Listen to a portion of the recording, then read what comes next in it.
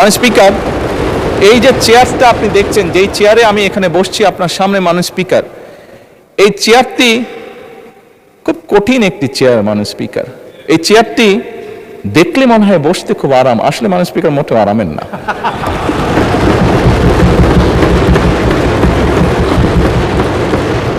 এই চেয়ারটিতে বসলে মাননীয় স্পিকার প্রতি মুহূর্তে মনে হয় যে আগুনের তপ্ত হিট আসছে মাননীয় স্পিকার। হাসার কিছু না, আমি যা ফিল করি আমি আপনাদেরকে তাই বলছি, মাননীয় স্পিকার, এই চেয়ারের থেকে উঠে দাঁড়িয়ে আপনার সামনে বক্তব্যে আমি হয়তো অনেক পপুলার কথা বলতে পারতাম, যেটাতে আরো অনেক বেশি তালি হতো মাননীয় স্পিকার, কিন্তু এই চেয়ার আমাকে বলে যে আমি সবসময় পপুলার কথা বলতে পারি না, আমাকে সেটাই বলতে হবে।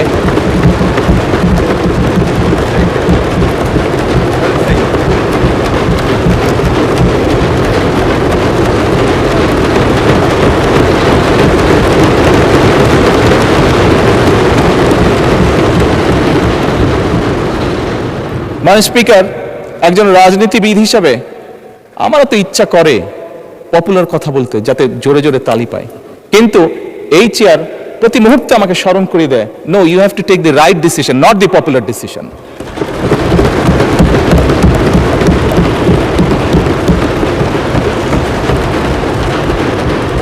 মাননীয় স্পিকার, আপনার মাধ্যমে আজকে এই সংসদের এই সবুজ চেয়ারে যারা বসে আছেন, আমি মনে করি আজকে বোধহয় আমাদেরকে সিদ্ধান্ত নিতে হবে যে আসুন আমরা পপুলার ডিসিশনে আলাপ করব না, আমরা আলাপ করব সঠিক ডিসিশনের ব্যাপারে, রাইট ডিসিশনের ব্যাপারে।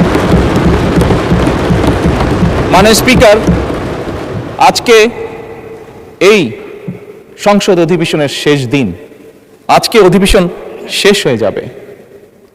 আমার সংসদ নেতা হিসেবে আমার দলের সদস্যদের কাছে, বিরোধী দলীয় বন্ধুদের কাছে, সহকর্মীদের কাছে, সদস্যদের কাছে আমার অনুরোধ থাকবে যে আসুন আগামী অধিবেশন যেটি শুরু হবে সেখানে আমরা আলোচনা করব আমরা কত দ্রুত দেশে বিদ্যুতের সমস্যার সমাধান করতে পারি।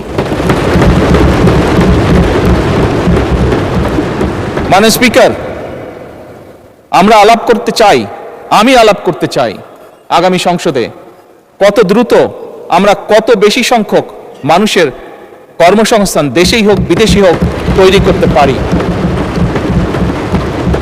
মাননীয় স্পিকার, এই সংসদে দাঁড়িয়ে আমি আলাপ করতে চাই যে আমাদের শিক্ষা প্রতিষ্ঠান, আমাদের হাসপাতালগুলোতে কত দ্রুত শিক্ষা এবং চিকিৎসা সুবিধা আমরা পৌঁছে দিতে পারি।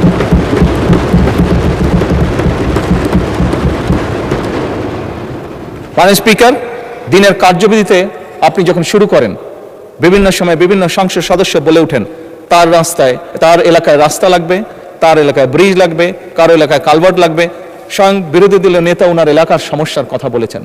মাননীয় স্পিকার, আমরা যদি দেশের পরিস্থিতি স্থিতিশীল রাখতে না পারি, দেশে আমরা যদি অর্থনৈতিকভাবে শক্তিশালী করতে না পারি, মাননীয় স্পিকার, বর্তমান প্রেক্ষাপটে যেখানে 30 লক্ষ কোটি টাকার ঋণ নিয়ে এই সংসদ দেশ পরিচালনা শুরু করেছে, সেই দেশকে আমরা এগিয়ে নিতে পারবো না। আমরা যদি একটি স্টেবল গভর্নমেন্ট রাখি, আমরা যদি একটি স্টেবল পার্লামেন্ট এনশিওর করতে না পারি, মাননীয় স্পিকার, আমরা কোনোভাবেই এই দেশকে সামনে নিয়ে যেতে পারবো না। মাননীয় স্পিকার, এই দেশকে যদি সামনে নিতে হয় তাহলে অবশ্যই আমাদের উভয় পক্ষকে একসাথে কাজ করতে হবে। হ্যাঁ,